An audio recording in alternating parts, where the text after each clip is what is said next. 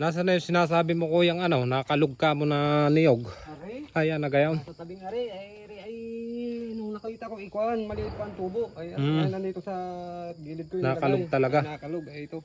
Hmm. At ating titingnan ay, Ay mas maganda talaga ibiyakin niya para malaman natin yung nakalog maliit na pa yun. ito nung ano, nung ang tubo nito nung itinabi ko dito at nakalog nga. Ay, Nakalog. Ay ano yan? Hintay muna at chichikin mo natin. Baka sabihin naman ginawa. Baka sabihin naman may nilagay sa loob na nakalog. wala yan. Yan. Walang tubo yan. Oh, yan. Yan, titingnan natin yan po. Oh. Dati daw po ito nung maliit pa yung tubo niya, kumakalog. Pero ngayon hindi na po siya kumakalog kasi nga lumaki na po yung kanyang sibol, itong kanyang ano, na nasa gilid lang ng kanyang bahay. Ay ngayon aktual natin bubuksan para malaman natin kung ano yung nakalog na yon. Ano ho? Yan, baka sabihin kasi nilagay lang itong ano oh. Yan.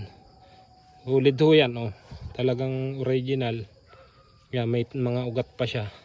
Yan, wala ko siyang pinagbiakan oh. Baka kasi sabihin ng iba, inilagay lang. Yan.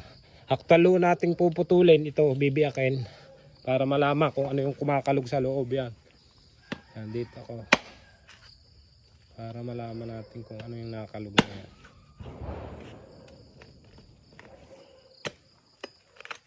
Malaki ng ano, tubo ano. Tututok ang video. Baka sabihin na may laman ng kamay mo.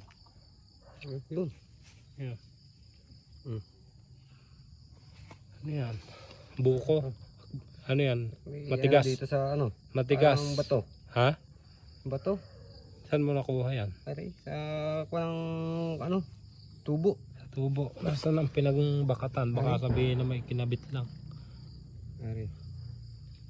Pinakang parang ugat niya ano. Yan. Yan, patingin nga kuya.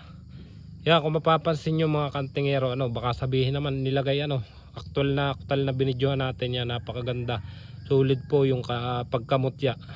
Napakalamig po niya sa unang hawak, talagang ramdam na ramdam yung aura niya, napakalakas. So yan mga kantingero, yan ho yung pinag-alsan, ano, baka sabihin naman. Yan oh.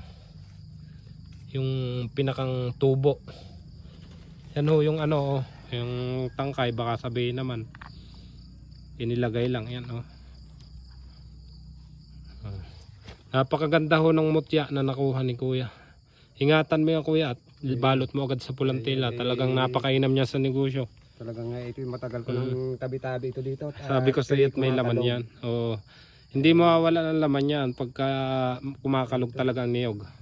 Awa ng Diyos at rin nakakita ng ganito sa tagal na. Napakaganda niyan. Napakaswerte mo.